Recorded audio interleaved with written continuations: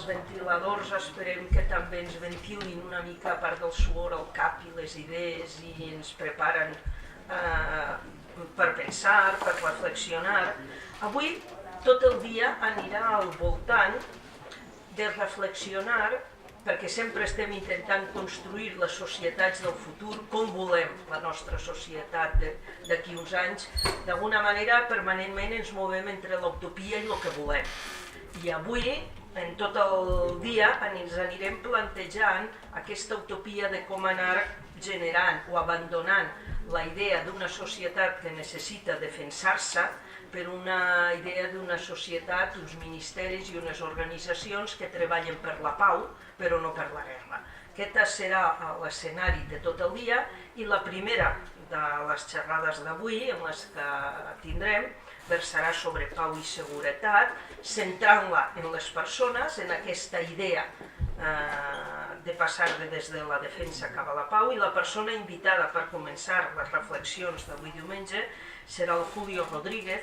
Ja veieu aquí que us diu que és l'excap de l'Estat Major de la Defensa, la persona, diríem, de més alt càrrec del Ministeri de la Defensa. Va ocupar aquest lloc sent la ministra de Defensa Chacón, aquí la coneixem tots perquè era d'aquí de Catalunya.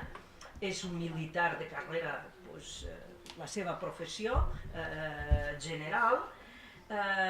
D'alguna manera el que no s'imaginava ningú mai és que un tan alt càrrec del Ministeri de Defensa, el dia que deixa aquest càrrec, s'aposta per dir ara vull treballar fent també política com fa qualsevol ciutadà, que això és normal. Normal no, el més normal en un militar és que quan deixa la seva alt càrrec o la seva graduació és que passi a treballar de conseller o de directiu general en una indústria d'armament. Això és el més normal.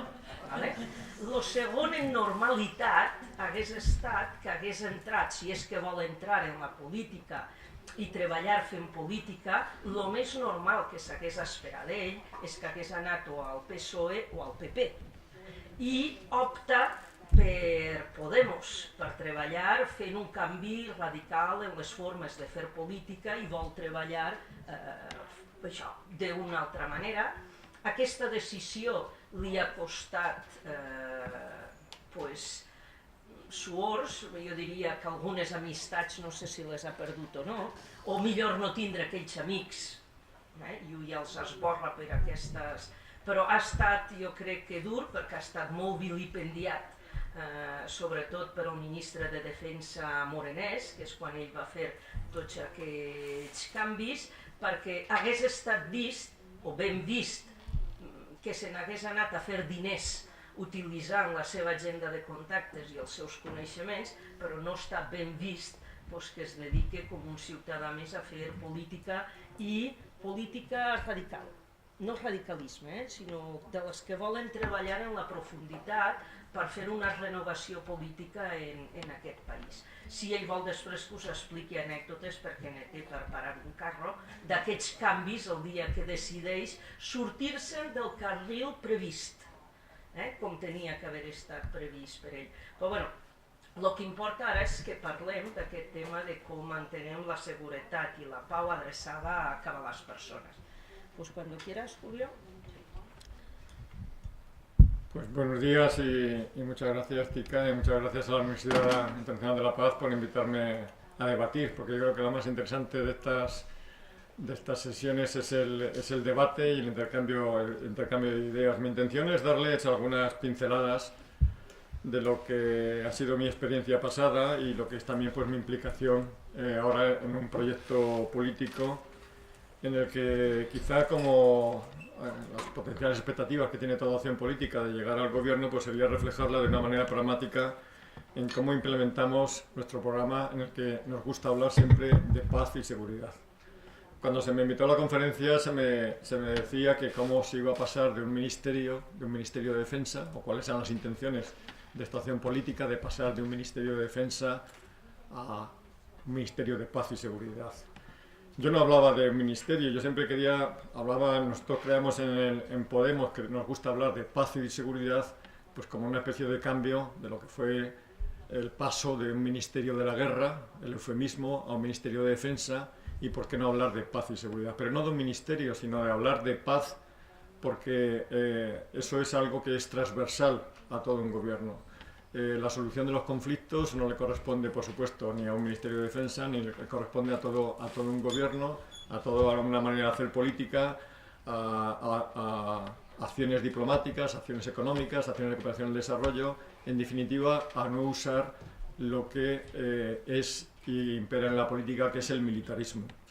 Cuando yo hacía mis primero un poco contestando a lo que decía Tika, yo he estado por una acción política, pero yo siempre me he considerado político. Ya sé que el militar siempre está asociado y por ley tiene que ser apartidista, pero siempre me he considerado político, aunque solo fuera por la responsabilidad de ejercer mi derecho al voto con eso, con responsabilidad. Siempre me he considerado de ideas progresistas, de ideas de izquierdas, pero cuando aparece Podemos me parece, desde mi punto de vista, la opción que es más radical, que es más antisistema, en el sentido de más contra el sistema, y también más antimilitarista. Yo me considero también antimilitarista, pero no antifuerzas armadas, antimilitarismo. Militarismo es la forma de hacer política en la que predomina el poder militar, por así decirlo, sobre el poder civil. Ya sé que eso es anticonstitucional, pero una cosa es poner las cosas formalmente en un papel, en la Constitución, y otra cosa es implementar esas políticas. Porque hay mucha política militarista, y no solo ejercida por militares, sino ejercida por civiles, y lo hablaremos en el debate, políticas a nivel internacional, cómo predominan las soluciones militares o el uso de instrumento militar para solucionar los conflictos. Pero yo creo que quería hablar del término de paz y seguridad en el sentido de la misma manera, como decía antes, que pasamos de un Ministerio de la Guerra al Ministerio de Defensa, pero no con esa tendencia que tenemos a desgastar las palabras. Ese eufemismo de que muchas veces utilizamos la palabra paz como algo que, bien, está bien decirlo, pero lo difícil es implementarlo. Y yo creo, y como se ha dicho mucho en estos debates, es que si uno quiere la paz, tiene que preparar la paz y tiene que invertir para la paz. De la misma manera que hay complejos militares industriales, ojalá, en vez de una industria del armamento, hubiera una industria de la paz. Con esto quiere decir que hace falta invertir. No hace falta, además de voluntad política, la voluntad política tiene que ir acompañada de inversiones. Inversiones en el sistema educativo, inversiones en los medios de comunicación, inversiones, por así decirlo, en calidad humana. Y ese para mí es el debate clave y es una política de largo plazo. Claro, esto cómo se come con una opción política o una opción de gobierno o con un programa que se quieren implementar estas políticas. Nosotros siempre decíamos que un programa político es un contrato con la gente en el que hay que llevar medidas que hay que implementar al día siguiente de llegar al gobierno. Ante este debate, ¿qué es lo que piensa hacer una acción política como Podemos o cualquier otra que quiera hacer este tipo de cambios para cambiar esta mentalidad? Evidentemente, como siempre, es hacer política de Estado, política a largo plazo y no política cortoplacista. Eso yo creo que ha sido el fracaso de las opciones políticas o de la vieja política, en el que daba lo mismo que gobernara el Partido Popular que el Partido Socialista, porque la política, con la excusa de que se consideraba política de Estado, no se cambiaba ninguna de las acciones en cuanto a la industria del armamento, en cuanto a los presupuestos de defensa, en cuanto a la falta de transparencia, en cuanto a la opacidad. Ahí, de mi punto de vista, están las claves. Las claves están, y yo la centraría en tres puntos. Primero, transparencia, información, transparencia. Hablar también sobre participación, que en temas de seguridad y defensa parece que es siempre bajo el estigma de que son temas de seguridad, están cubiertos por cierta opacidad. Y por supuesto también ir a la raíz de los problemas, ir al análisis de la situación, ir a lo que son los presupuestos de defensa.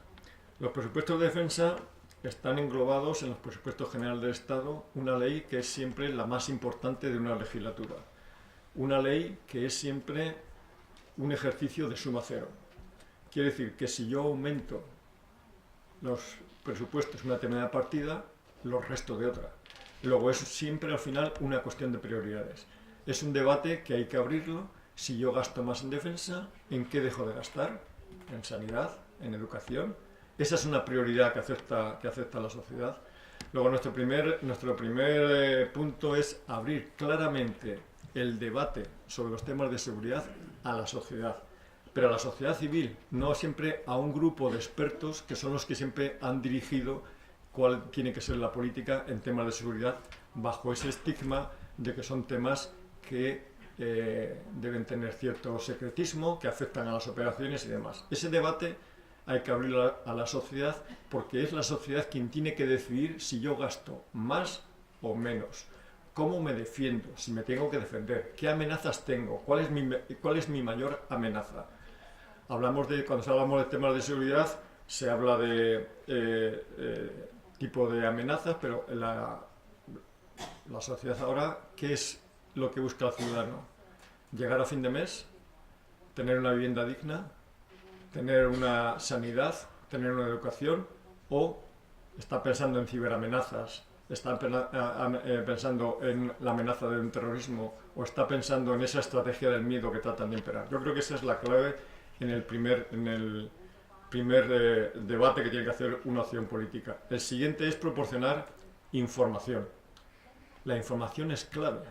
Y la información, en los mundos ahora que vivimos, que decimos que la transparencia es transversal a toda la administración, tiene que ser transversal también al Ministerio de Defensa. Y no con el criterio de que esos son temas de seguridad, tiene que restringirse esa información. Y la información no significa la hiperinformación, significa información útil. Cuando el secretario de Estado va a hacer una comparecencia y suelta, por así decirlo, montones de cifras o los programas especiales de armamento, lo que hace falta es información útil. Esa información útil tiene que pasar porque, en el caso de nuestros presupuestos, siempre se esconden cifras, se llevan a otras partidas, no se habla con claridad. Ese debate, de la misma manera que la gente hablamos de sanidad y educación, ese debate tiene que estar claro y abierto y ser transparente. Pondremos luego algunos ejemplos, pero yo creo que son muy significativos. En un país en el que se suele trabajar mucho con las encuestas, ni las encuestas llegan a ser transparentes. Todo el mundo es consciente de que las fuerzas y cuerpos de seguridad del Estado y las Fuerzas Armadas son una de las instituciones más valoradas. Bien, de acuerdo, como buenos profesionales, como pueden ser los bomberos o como pueden ser los funcionarios de correos.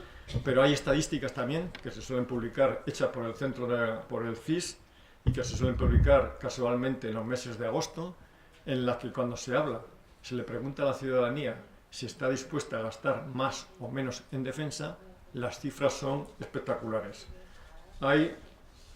Por darles algunos datos, cuando se le pregunta al ciudadano si considera que los presupuestos empleados en determinadas instituciones son demasiados, justos o muy pocos, espectacularmente, en el caso de defensa, el 70% de la población dicen que son demasiados o justos, y únicamente un 14% dice que son pocos.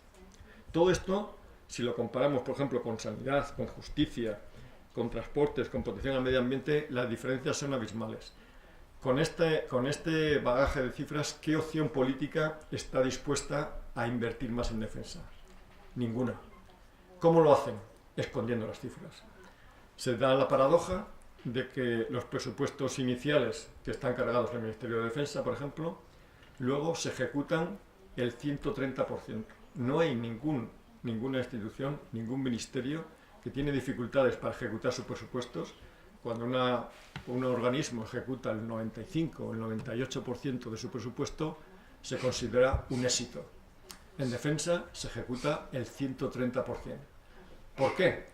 Porque se le van incorporando créditos extraordinarios que son públicos. En este sentido alguien diría que son transparentes, pero créditos extraordinarios que se van añadiendo también en los meses de julio y de agosto, donde la información por así decirlo, ocupa su situación valle. Esto ocurría con los programas especiales de armamento, hasta que hubo una sentencia del Tribunal Constitucional que obligó a que los presupuestos especiales de armamento se incluyeran en los presupuestos iniciales. Y así fue lo que ocurrió en los presupuestos del año pasado. Eso parece que supuso un incremento del 30%. No, fue un incremento del 0%. Lo que pasa es que un dinero que estaba en otra partida pasó a incluirse en los presupuestos de defensa. O sea, era el gasto real. Pero todavía hay más. Las operaciones en el exterior, una de nuestras banderas, de que se financian todas con créditos extraordinarios. ¿Eso qué hace? Pues que si vamos a un análisis de nuestras Fuerzas Armadas, llegamos a la conclusión de que tenemos unas Fuerzas Armadas insostenibles. Esto quiere decir que estamos viviendo, por así decirlo, entre comillas, por encima de nuestra posibilidad de gastar. Y todo esto en detrimento de otras partidas. Con las operaciones en el exterior, con el eufemismo de las operaciones exterior, que habría que analizarla, se aprueban todas el presupuesto inicial, por darles unas cifras, en el año 2016 y 2017 eran de 14 millones de euros en el presupuesto inicial. Al final de año se gastaban 1.000 millones de euros. La consecuencia lógica sería ¿por qué esos presupuestos al año siguiente no se incluyen en el presupuesto inicial? Pues no se incluyen porque sería, por así decirlo, cantar la gallina. Decir que en defensa se gasta mucho más de lo que aparentemente gastamos. Habría que abrir un debate ante la sociedad, y la sociedad que dice que los presupuestos de defensa son demasiados o justos, con lo cual no sería aceptado. Ahí es donde yo digo que hay falta de transparencia, hay información, pero no hay información útil que llegue al ciudadano. Ese debate hay que hacerlo. Y hay que hacerlo y corresponde ahí a la ciudadanía hacer política, porque es el ciudadano quien decide. Ayer tuve la oportunidad de asistir a alguna de las conferencias que hubo sobre urbanismo y me aplicaba la misma receta. Es el ciudadano quien tiene que forzar al político a que se tomen decisiones. En los años 30, con la crisis de los años 30, decía el presidente Roosevelt, cuando se reunía con los sindicatos y los sindicatos le recomendaban una serie de medidas interesantes para proteger a los trabajadores, les decía Roosevelt, sí, estoy totalmente de acuerdo, pero ahora salgan a la calle y oblíguenme a hacerlo. Eso es lo que quiere, lo que el político actúa claramente.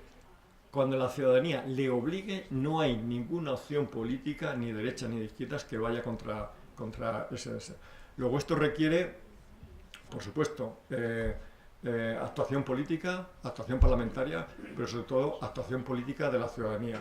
Y esto yo creo que forma parte de lo que es educar políticamente. Se dice que tenemos de las generaciones cada día mejor formadas, pero políticamente yo tengo mis dudas. Porque ha habido un interés durante unos años, estoy hablando concretamente en España, de anestesiarnos políticamente, de que únicamente acudamos a las urnas con una determinada opción cada 4 años, pero que no hagamos debate político. Desde mi punto de vista, y ahora hablo de mi libro, hablo de mi asignatura, es una de las cosas que creo que ha traído la nueva política o opciones políticas como Podemos, resucitar el debate político. Decirlo aquí en foros como este no es lo oportuno, porque sé que es gente motivada y preocupada por las opciones políticas, pero si salimos un poquito más fuera de estos foros de expertos, vemos que el debate político falta, la curiosidad política falta, el ir a la raíz de los problemas falta, el ser radical en el sentido etimológico de la palabra de ir a la raíz de los problemas falta. Y esto así llegaríamos que lo más importante es educar para la paz, construir la paz y ir contra eso de si quieres para evitar la guerra, prepárate para la paz. Yo creo que hay que construir la paz. Eso para mí es evidente. El militar es una persona, paradójicamente, una profesión que su objetivo debiera ser no actuar en esos conflictos para los que tiene que estar preparado. El militar, y en esto Barro es el que tiene que ser el mayor defensor de esta cultura de la paz y el mayor enemigo de la guerra por conocerla, y de la misma manera que ningún bombero es un pirómano y requiere incendios para entrenarse, ningún militar quiere el conflicto ni prepararse para el conflicto. El militarismo está más en las mentalidades civiles, en los complejos industriales, en los intereses económicos que buscan este tipo de soluciones. Tenemos lógicamente, datos de las instituciones más reconocidas, como es el SIPRI, que en el año 2017 vuelve a crecer el gasto militar cuando no ha crecido la amenaza. En otras encuestas, también hechas por nuestro CIS, cuando se pregunta a la población española si se siente amenazada, el 70% dice que no. Y hay un 20% que dice que sí, y lo tiene pensando únicamente en el flanco sur, en Marruecos. Todavía vivimos con esa idea de que esa es la amenaza. Pero existe una estrategia del miedo que funciona creando enemigos, hablando de terrorismo, y así se da, como dan datos de Eurostat, y vuelvo a dar estadísticas, en el que ha aumentado en Europa, en los 28 países de la Unión Europea, incluido el Reino Unido, ha aumentado el gasto ahora en seguridad interna, entendiendo por interna todo lo que se refiere a fuerzas y cuerpos de resultado, a diferencia de lo que antes se consideraba el gasto en armamento exterior. Es mucho más fácil convencer a la población ahora de que hay que reforzar las fuerzas y cuerpos de seguridad del Estado, aunque sea con drones, que las Fuerzas Armadas compren un misil. Se ha producido una transformación en la industria del armamento que se vaya más hacia la seguridad interna, pero la industria sigue trabajando. Yo creo que esos debates hay que tenerlos claro, hay que identificar bien los conflictos, claramente cuáles son las amenazas y ver si realmente existen. Y ese debate, quien lo sabe y quien lo analiza, es quien tiene que luchar día a día con su presupuesto, ¿Dónde está la seguridad? Pues para mucha gente, en llegar a fin de mes, en comer todos los días, en tener una educación, en tener una vivienda. Cuando alguien le habla de otro tipo de amenazas en estas situaciones, lógicamente va a decir, muy bien, pero primero yo quiero mi seguridad, la seguridad humana. Yo creo que este es el debate claro y porque tenía aquí cualquier proyecto político. Esto no quiere decir que pueda sonar utópico, que haya que ir en contra de las Fuerzas Armadas o en contra del instrumento militar. Únicamente digo que hay que dimensionarlo. Uno puede optar por una opción defensiva de la misma manera que uno opta a nivel personal defendiendo su vivienda. Uno puede poner puertas blindadas, puede dejar la puerta abierta y que su vecino la cuide, puede contratar un servicio de vigilancia electrónico. Ese es el debate que hay que hacerlo. El debate entre organizaciones, también por si me preguntan por opciones políticas, organizaciones europeas, organizaciones transatlánticas, organizaciones en cooperación o trabajo o en el gasto en armamento. Para mí esa es la clave fundamental. En cuanto a al debate interno sobre la política a nivel nacional, cuando hablaba y se me pregunta que tenemos unas Fuerzas Armadas insostenibles, es evidente. Es evidente que tenemos unas Fuerzas Armadas con una deuda ocasionada por programas especiales de armamento que es insostenible. Luego hay que dimensionarla y ver si somos capaces, qué es lo que somos capaces en función de qué amenaza y qué es lo que queremos tener. Ese debate para mí es tan claro y tan evidente que debe abrirse a la sociedad y hay gente que no quiere hacerlo. Vamos a tener alimentación contra esos argumentos. Va a haber una cumbre de la OTAN dentro de unos días en el que ya nos van anunciando lo que nos van a decir. Otra vez el 2%. ¿El 2% en qué? ¿El 2% en qué? ¿Sobre qué? ¿De quién me tengo que defender?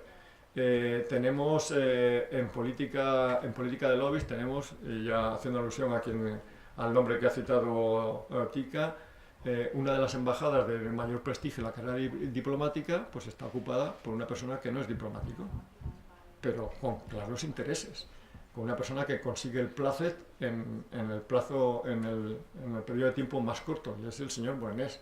El señor Morenés ya ha conseguido que se consigan sistemas Aegis para nuestras fragatas que no hemos comprado ni hemos decidido comprar, pero ya está, por así decirlo, con un lobby muy interesante, con alguien que llega al gobierno, como es el presidente Trump, diciendo que va a construir el presupuesto militar más grande de la historia de los Estados Unidos. ¿En función de qué? O sea, el presidente Trump se da todo lo histriónico que se quiera, pero está puesto ahí por un lobby que le preocupaba la bajada o tras el mandato de Obama, que se había reducido el gasto en armamento y ha conseguido las mayores ventas de armamento, le da igual si es con por el problema del ISIS, del Daesh, de Rusia o como le iba a decir, si había alguna amenaza hasta en Suecia. Evidentemente este es un análisis que tenemos que hacer claramente como sociedad demócrata, es un debate que hay que abrirlo y hay mucha más sabiduría, mucho más sentido común y mucha racionalidad en el ciudadano común que en los think tanks y en los grupos de expertos que nos justifican y que nos tratan de educar sobre cuáles son nuestras amenazas, sobre qué tipo de armamento debemos utilizar, sobre qué combate o manera de combatirlo, sean ciberamenazas o sea el terrorismo, hay que hacerlo. Yo aquí dejaría por así decirlo, ideas claves sobre mi ponencia y abriría el debate porque yo creo que es lo más interesante y donde hay más capacidad de aprendizaje.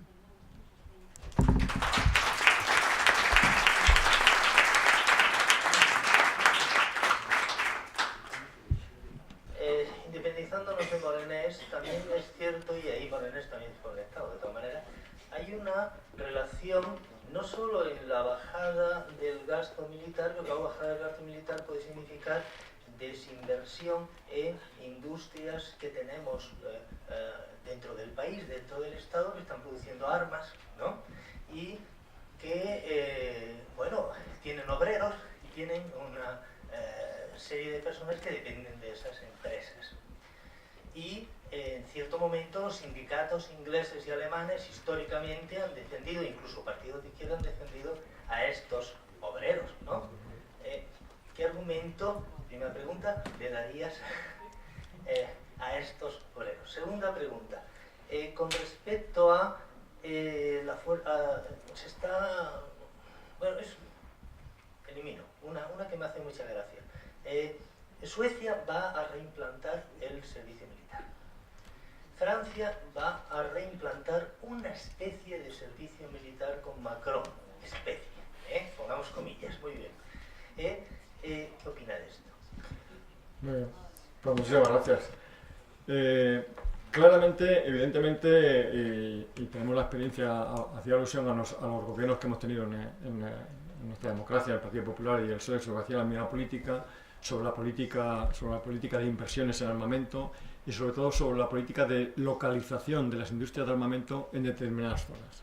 En el caso concreto, pues el más flagrante son la industria naval, que está situada en San Fernando, en Cartagena, en Ferrol, con una población con un paro muy grande, 30% en el caso de San Fernando, y con una dependencia muy grande de ese tipo de industria. Políticamente, ¿cómo se actúa en este tema en función de los sindicatos o hasta del alcalde de Cádiz, concretamente, por ir concretamente a acciones, por hablar con claridad?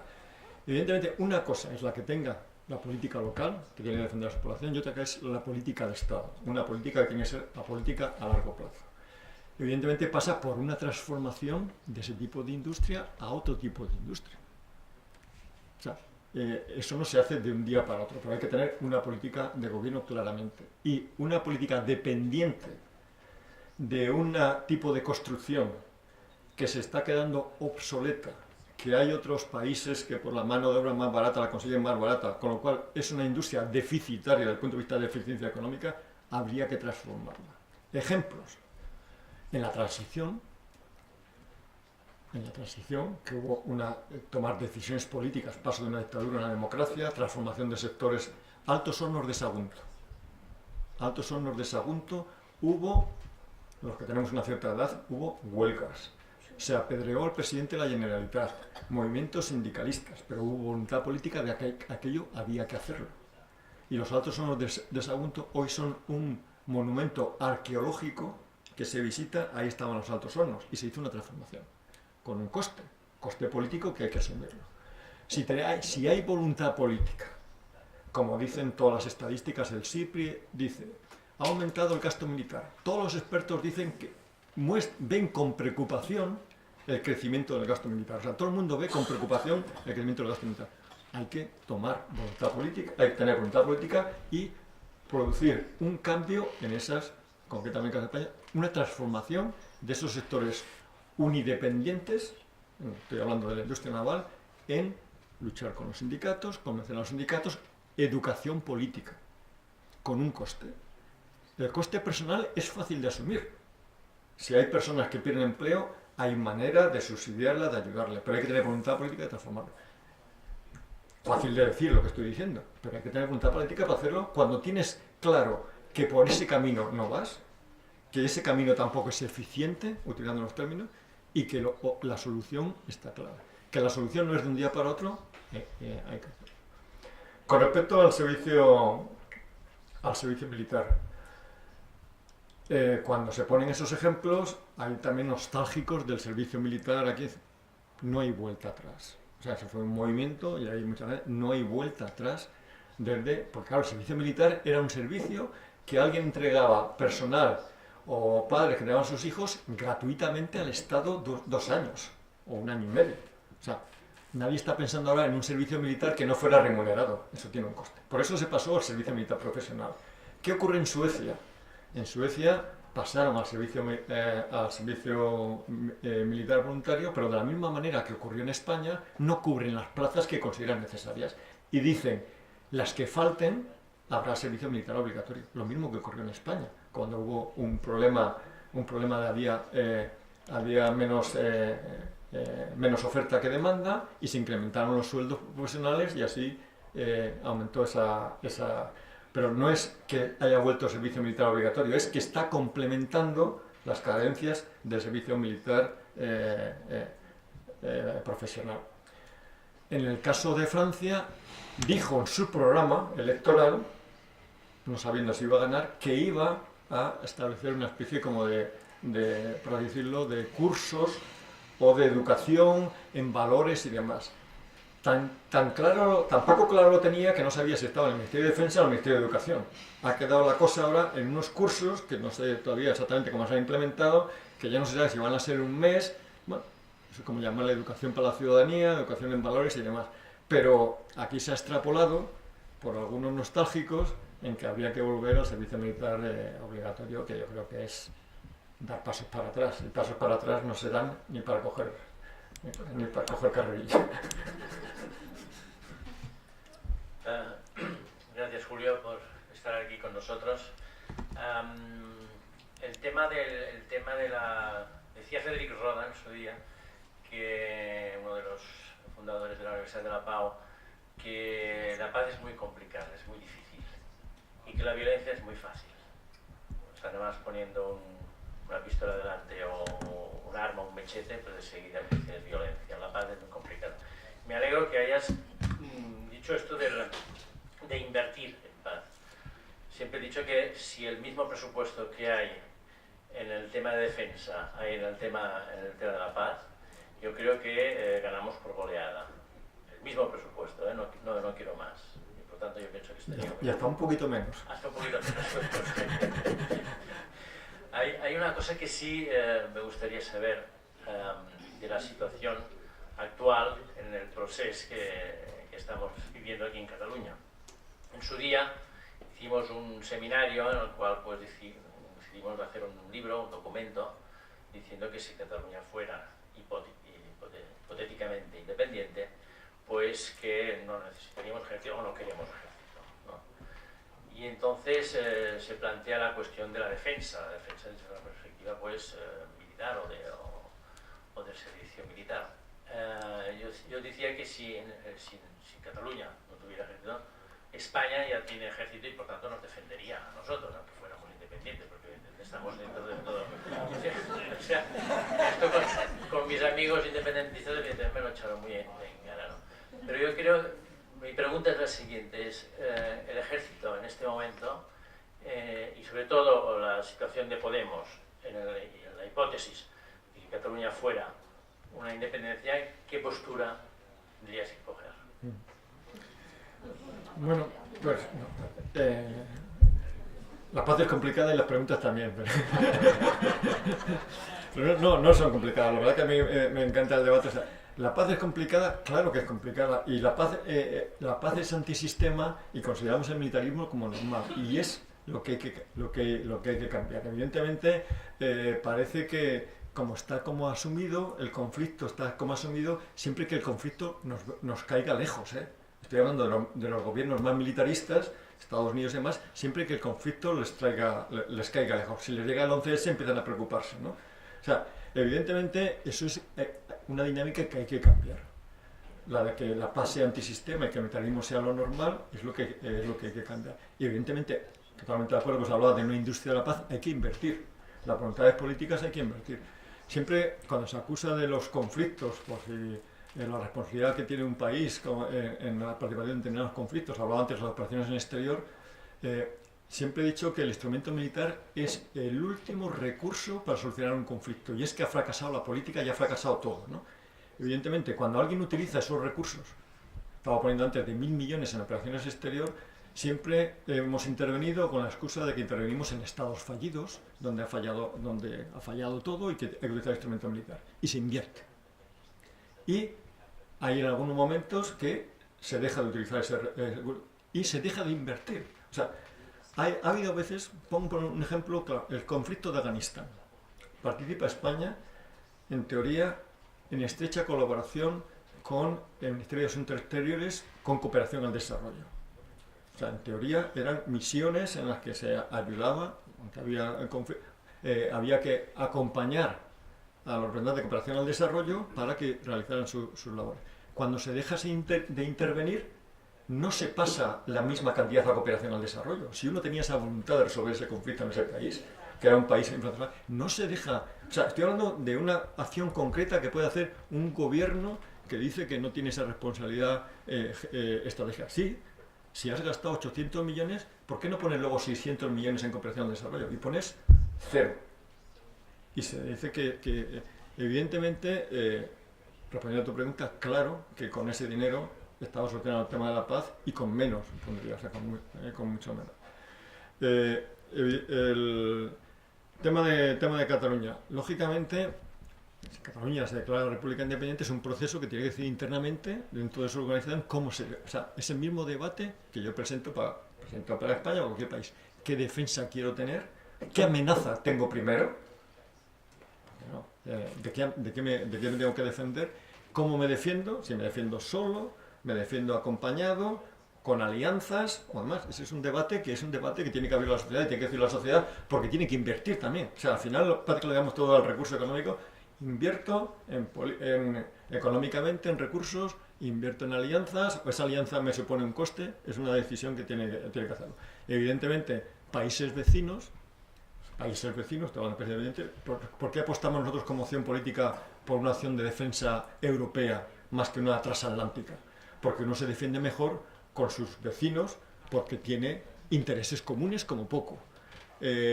Hasta en recursos se defiende mejor, estratégicamente mejor. Pues lógicamente sería una cuestión de cómo se defendía Cataluña y España de la amenaza que tendría que defender entre los dos, si es una amenaza común o...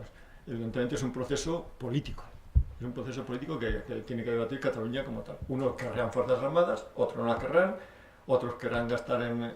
pero es el mismo proceso que uno hace en su economía familiar, establece prioridades, que uno hace en un equipo de fútbol, dice quién juega delantero, quién juega de defensa, quién hace en su empresa, en qué gasta, y qué hace un país o una nación en qué gasta sus recursos. Si lo gasta en defensa, si la amenaza es suficiente para invertir ahí o demás. Luego es un debate política y política.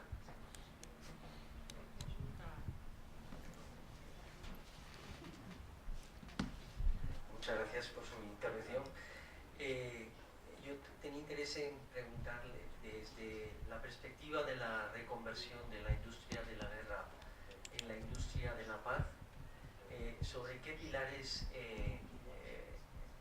es que debe sustentarse esta industria de la paz y qué papel juega ahí el desarrollo de la inteligencia. Para mí la clave está en el sistema educativo. O sea, todo lo que se invierte en educación, una educación pública, una educación plural, una educación hasta pensar en una educación progresista, al final, contra más conocimiento haya, para mí la inversión más importante, cuando hablo de hacer política,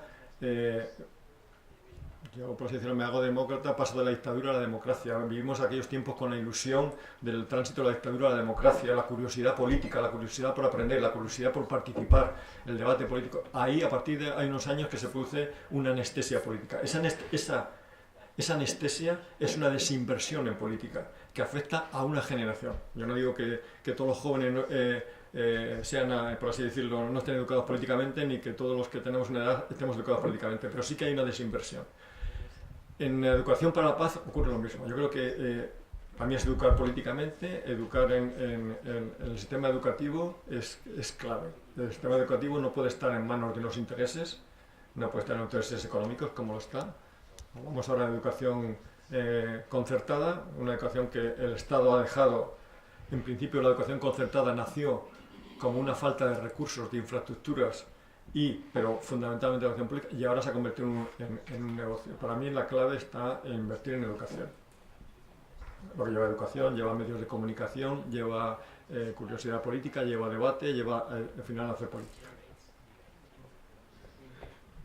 Me refería cuando hablo de inteligencia, el sentido también de inteligencia aplicada a los mecanismos de defensa, ¿no? Y de prevención de los conflictos, en contraste con lo que puede ser inversión en armamento pesado militar y no sé, o sea, Total, o sea, para mí la solución de los conflictos pasa por eso, por hacer política, por hacer ese tipo de inversión y por ver la irracionalidad de invertir en armamento.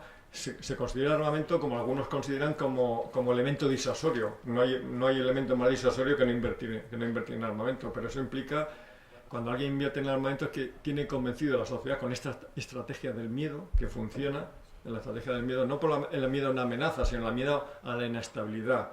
La amenaza del terrorismo es una amenaza también a alguien que o los flujos migratorios, es que alguien va a venir. Esa estrategia del miedo funciona y obliga a que, si antes invertíamos en aviones y en misiles, ahora invertamos en seguridad, en vallas, en legislación. Esa estrategia del miedo yo creo que es la clave para evitar la solución, o sea, erradicar esa estrategia, ¿no?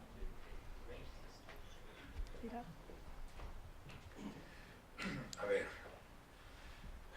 gracias Julio Rodríguez por la exposición, pero a mí me parece, con todo respeto, como siempre, que pasas de puntillas por encima del problema principal de las Fuerzas Armadas.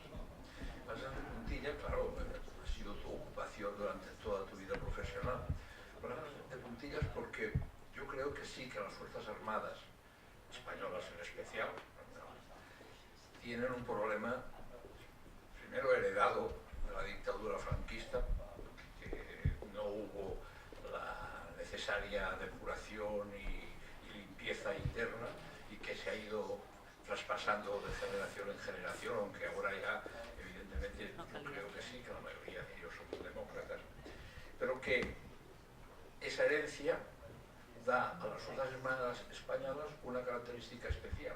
Una de ellas es el corporativismo, en el que está muy fuerte arraigado internamente, en el cual está la idea, si me desmiento, es una pregunta, por lo tanto luego me desmientes, ¿eh? Está arraigada la idea de que la resolución de los conflictos pasa por el uso de la fuerza, y por lo tanto ese corporativismo actúa como un think tank, como un lobby también sobre las políticas del Estado español, para el intervencionismo en el exterior. También hay una razón de cuestión de prestigio a través de las relaciones exteriores del propio Estado, que quiere estar al lado de otros grandes estados para demostrar el músculo que tienen, pero yo creo que las Fuerzas Armadas les encanta y presionan. Estoy casi convencido de que presionan, de que sí, que esa es nuestra misión, porque si no, ¿qué otra misión van a tener? Porque, como tú bien dices, si te lees la estrategia, la Directiva de Defensa Nacional, y ves las amenazas que hay sobre España, y que los propios militares supongo que tienen mucha influencia en su elaboración, pues no hay ninguna. Bueno, sí, hay una, que es la principal, que es el terrorismo, pero los actuales saben que ante eso no pueden hacer nada. O la segunda, que es la más importante, que es los conflictos que hay en el mundo que pueden afectar a nuestra seguridad y por lo tanto hemos de intervenir. Esa segunda. Y en esa segunda es en el cual era la parte de mi pregunta. Por lo tanto, hemos de intervenir. Y ahí está la raíz de que estemos inmersos en conflictos en el mundo, porque esto le puede pasar al Estado español, pero a otros estados les pasa exactamente lo mismo, y es estar en una inercia de mantener unas fuerzas armadas de alguna manera muy sobredimensionadas para la realidad de las amenazas, pero que se justifican ahora ya ni por la disuasión, sino para ir a intervenir en el exterior, porque como no hay otra forma de resolver aquellos otros conflictos que por la vía militar, hemos de mantenerlo ahí la ciudad. Y eso tiene que ver también con la razón de Estado, que antes has dicho tú, has hablado de las razones de Estado. La razón de Estado es mantener la seguridad a través del mantenimiento de unas fuerzas armadas, porque eso es una inercia del pasado y no lo podemos romper. Viene del Estado westphaliano y por lo tanto la seguridad del Estado pasa por mantener unas fuerzas armadas. Y sin otro argumento, sin ningún otro argumento. Y de eso se ve favorecido el propio corporativismo. Y eso me falta que tú también lo incorpores a tu discurso. Sí, ahora mismo lo incorporo. Ahora mismo lo incorporo porque coincido con el análisis y efectivamente es un problema heredado. Venimos de una dictadura que era un ejército del régimen. Se produce, estoy hablando de los años 80, un ejército que era golpista y se manifestó que en el año 81 todavía era tan militarista que consideraba que el poder autónomo militar estaba por encima del poder civil y da un golpe para mantener el orden, o un intento de golpe en el 81. Se trata de hacer una transformación en las Fuerzas Armadas, la que inicia el Partido Socialista, con que la gente se vaya fuera, que vea la realidad y tal, y se viste como se produce una transformación, pero esa transformación se produce por determinado orden. Se pone un ministro de Defensa Civil, se ponen civiles al mando de algunas organizaciones. La última que se transforma es la Dirección de Enseñanza.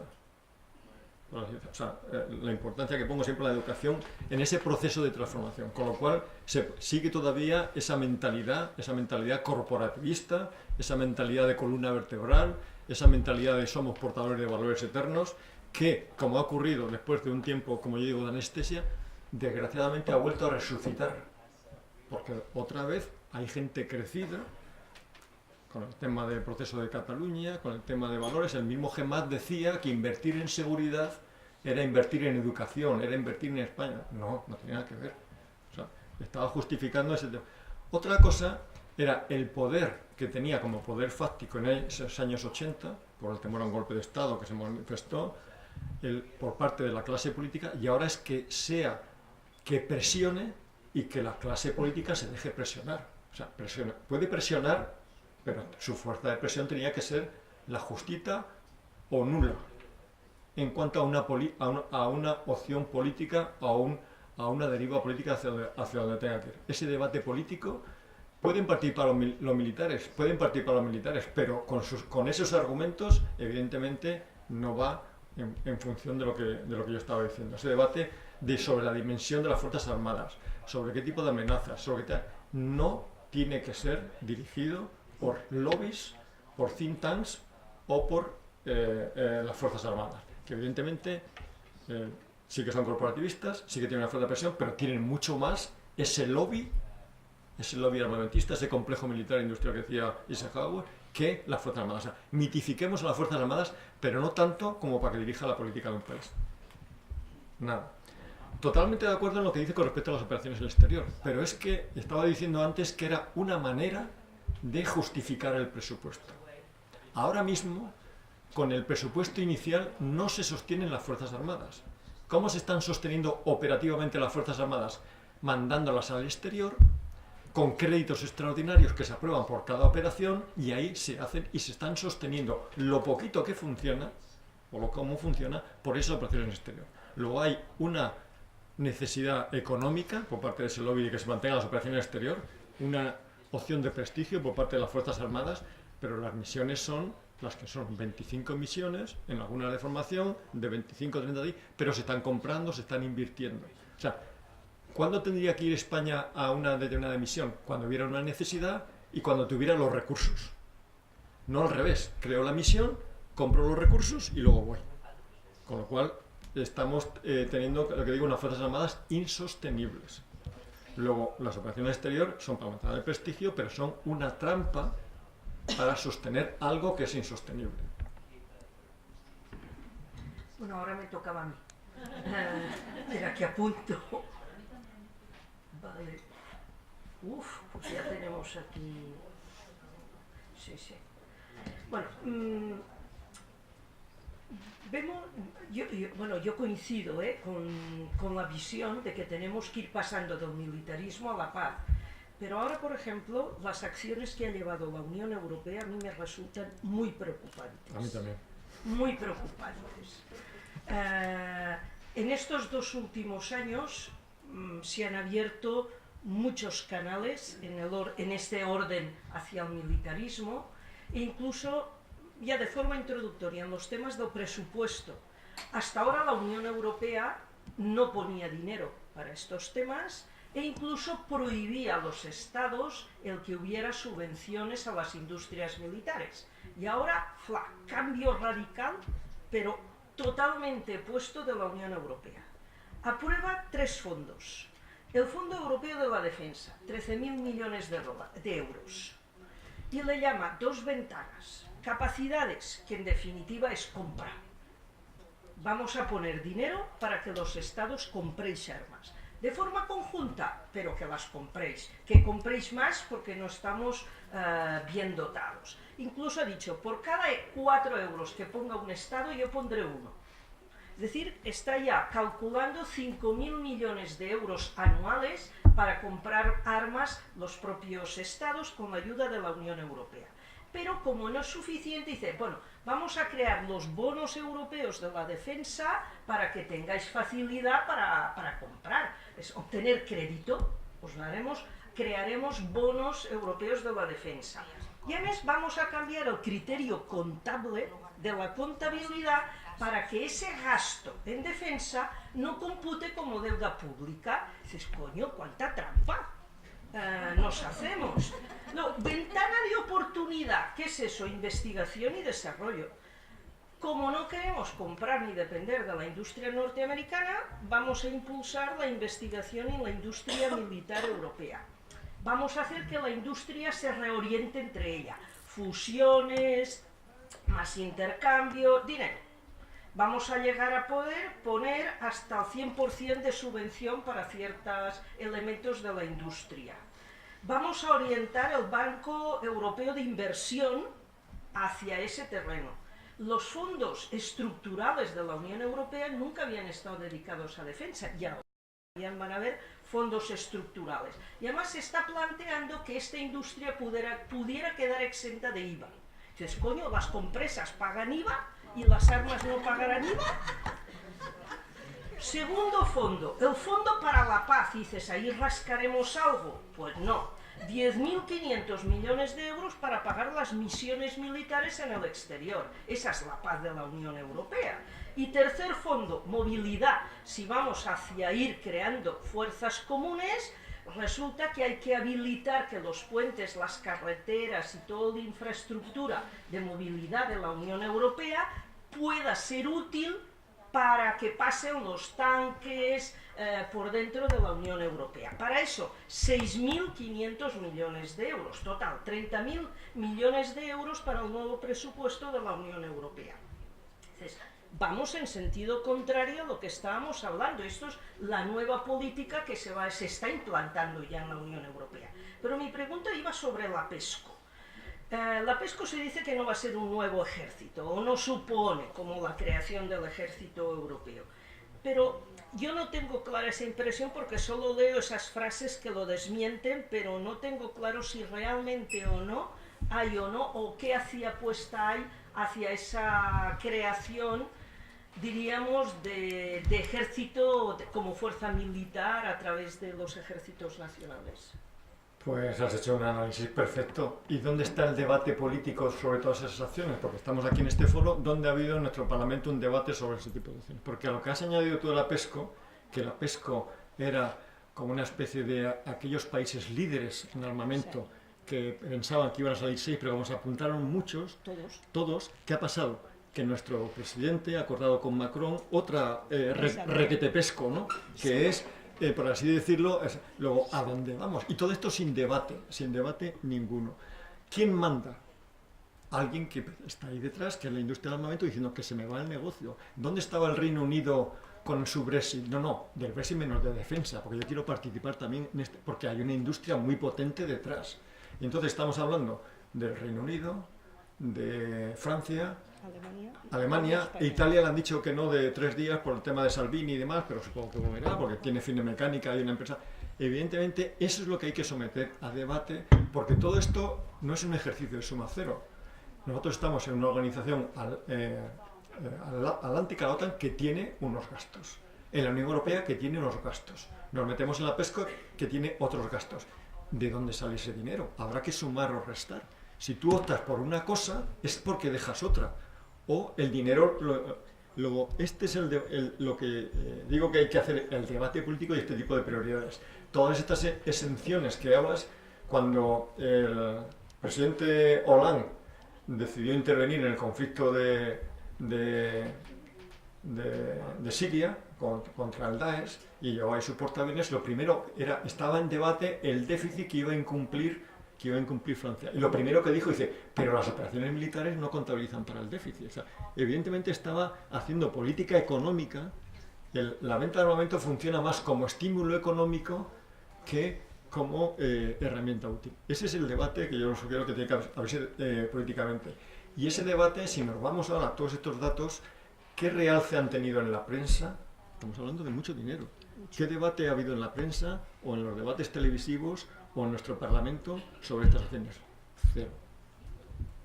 Yo creo que es lo que tenemos que, cuando hablaba de que hay que hacer política y hay que debatir políticamente estas acciones, y los temas de defensa somos tan expertos como somos en sanidad, como somos en educación, como somos en asistencia social, porque va en nuestros intereses. No hay que dejarlo en manos de que alguien funcione. Evidentemente, las cifras que has puesto, yo creo que dan la respuesta a que es impresentable. Este debate es impresentable porque son recursos que van de un sitio a otro. O sea, no han crecido de generación espontánea. Si se suman en un determinado cesto, que yo no digo que tengan que sumarse, se restan de otro. Ese es el debate que yo quiero abrir. Vamos a agrupar 3 preguntas porque ya la